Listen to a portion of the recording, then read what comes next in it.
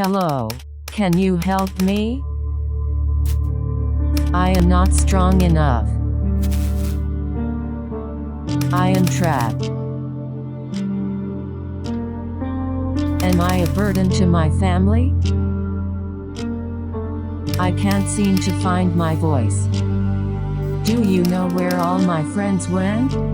Are my efforts to stay alive pointless? Am I going to be just another statistic? I miss dancing. Will I die alone? I miss hugging and petting my dog again. Will I ever be like this? Feeling the warmth of walking outside. I want to scream. I haven't left my car. I can't cry. Can you help me? To let go. I miss the taste of my favorite foods. You know what's messed up? I couldn't even kill myself if I wanted to.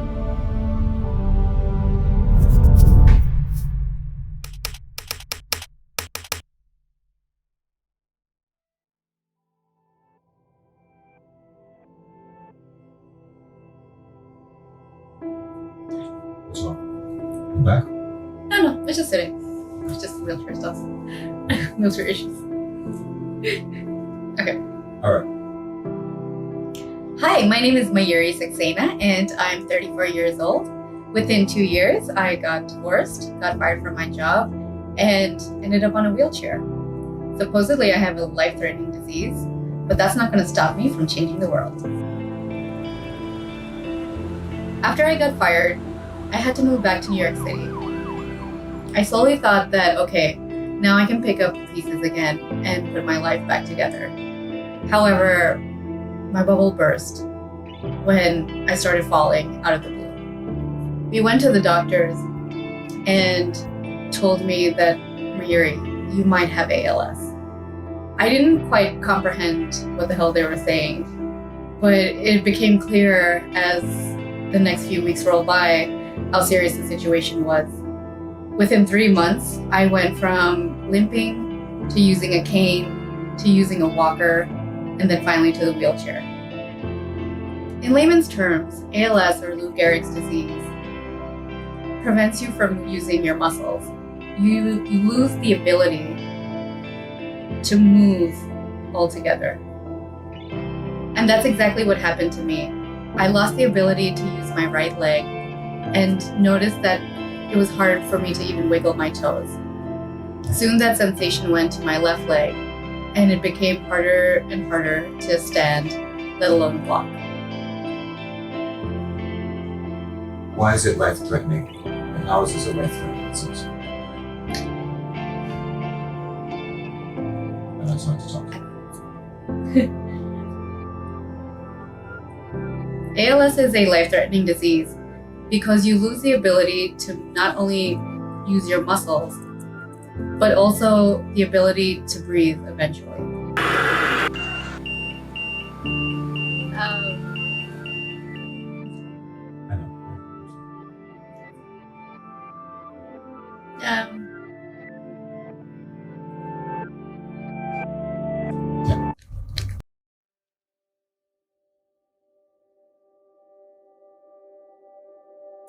No, Mayuri is the type of person who is always moving and shaking. I think that is the type of person she's always been, and she still is. And so we always grew up like that.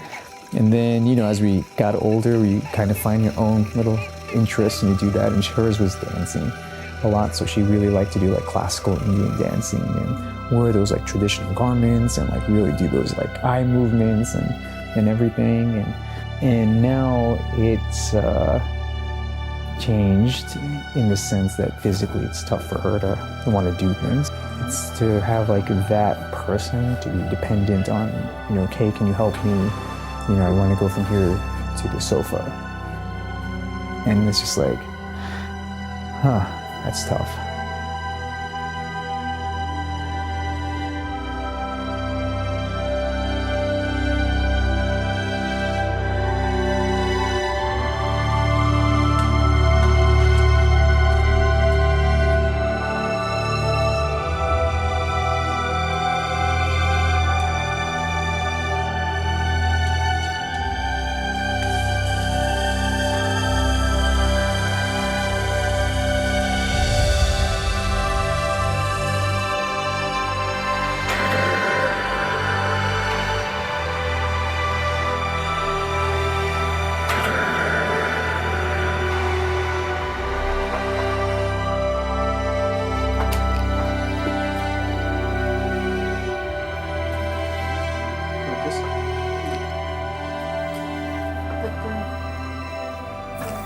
Yeah, so my day-to-day life is, I think, always changing.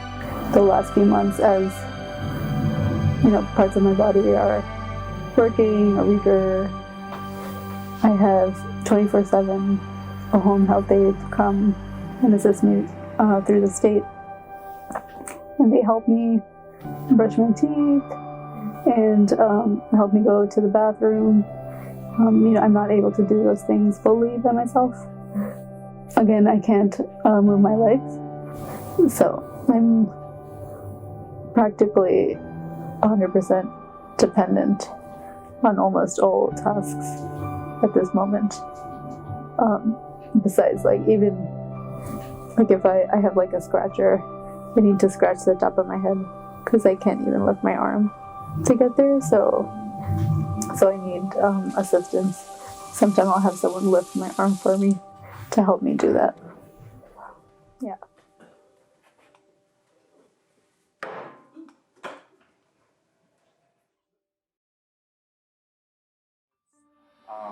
For you at this point, what's the hardest thing you're dealing with?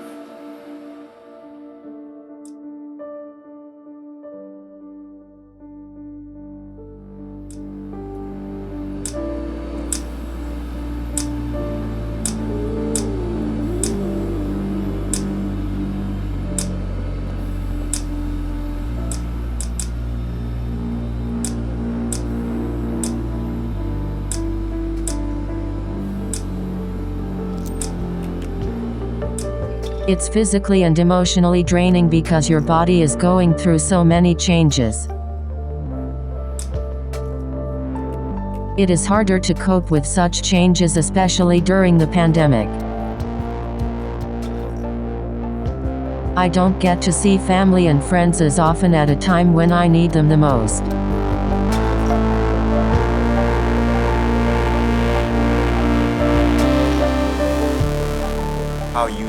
How you handle all of this? How is this, been wearing on you? Your life changes. It's 24/7, 365, relentless. And the thing is that it gets exponentially more demanding with your emotions and your physical exhaustion that goes with it, and it affects your psyche. You can't go to devote as much time to your work. You can't devote as much time to your studies. You can't devote as much time to your significant others. It affects your income. It affects your health. You can gain weight. You can lose a lot of sleep. You can suffer from exhaustion. You can have a lot of psychological problems. It can lead to a lot of interpersonal issues within not only your families and friends. You can feel socially isolated. You feel like nobody understands you. The list goes on and on.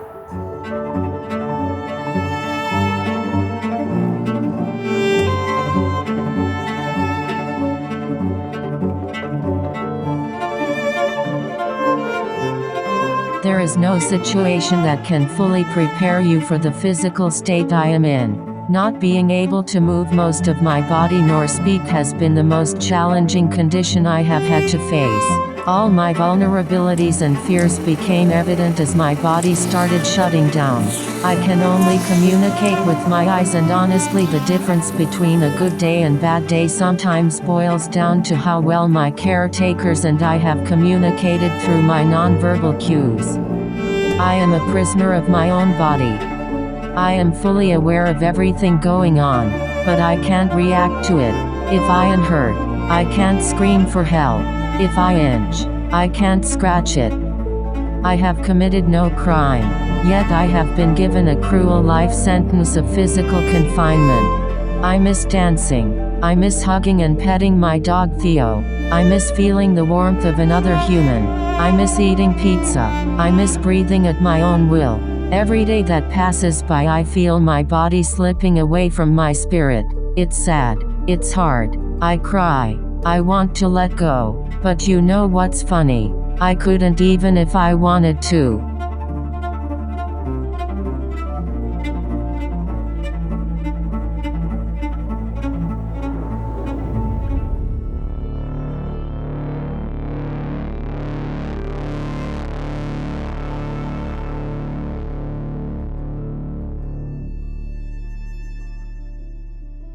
What I have learned is that by letting go of my ego, it makes the situation more bearable. At the end of the day I am still left with my mind. my most powerful asset. How would you describe her to people who don't know her? Stubbornly optimistic. Stubbornly is one word because she has certain things she wants her way. And then optimistic because even when I'm not feeling good about even what's going on, or even my mother, she'll be the one, the disciplinarian, be like, why are you guys so upset? She's like, there's not a problem. She's like, I believe, like, you know, in good things, and I believe there are firsts. And like that perspective of like hope and positivity really rubs off. And I'm like, well, if she's going through that and she's feeling like that, I'm like, who am I to be like crying a river? You know what I mean? Yeah. I am grateful that I can do so many things despite my physical state. I am able to work with members of Congress to advocate for ALS patients, collaborate with international artists to promote beauty and disability, and even wrote a book without lifting a finger. I have achieved more than I ever thought I would in my life only after I was left with just my mind. As you may have noticed now, I will not be giving up. I will not be going down without a fight. I will scratch and claw till my very last assisted breath, because I have so much left to do in this world. This whole time you thought this video was about me, but no, this video is about you. I just need you to understand what really is important in life, because you just don't know what's around the corner. You don't know how long you might be here or what situation you might be in. The basic question of like, how does this disease define you? Like, does it change who you are as a person? And I really had to sit down with that question. Without really understanding what it means to help others, to help yourself, to be around people that you love and who support you back. Without these things, your life will be meaningless. Like, am I gonna let this thing that's happening with me define how I live out any time of my life, whether it be till 100 years, or to 1 year or 2 years? Like, does it change it? And at the end, I decided, no, I won't. Like, you know, and that's that. You're beautiful and you're special. And you're unique in your own way. And it's okay to be sad, and it's okay to be angry and frustrated.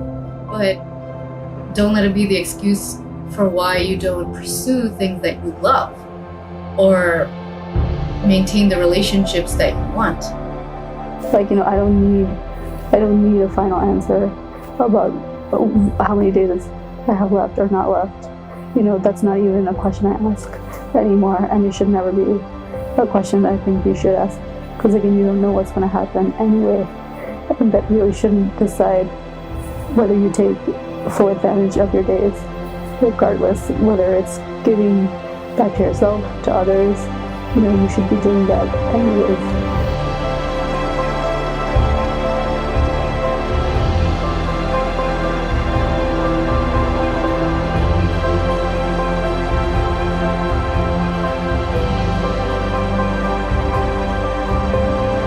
And here we are, in my final act, not because I am dying, but because I choose to act like the person I always wanted to be, a loving daughter, a sister with never-ending gratitude, a fighter for those in need, and an ambassador for the good within all humans. So, when it's all over, why will you be missed? How will you be remembered in your final act? It's about taking one step, then another, and another. You know, be grateful for what you have, but really, you know, one day, you know, I was walking, and the next day you're not.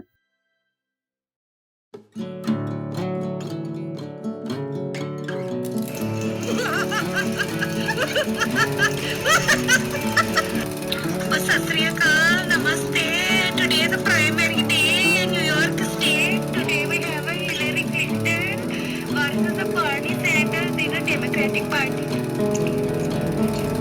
Because about 30-something years ago, the angels came down from heaven and they saw that the world was so messed up. So they brought special gifts around mommy, and that was me. And then after after that,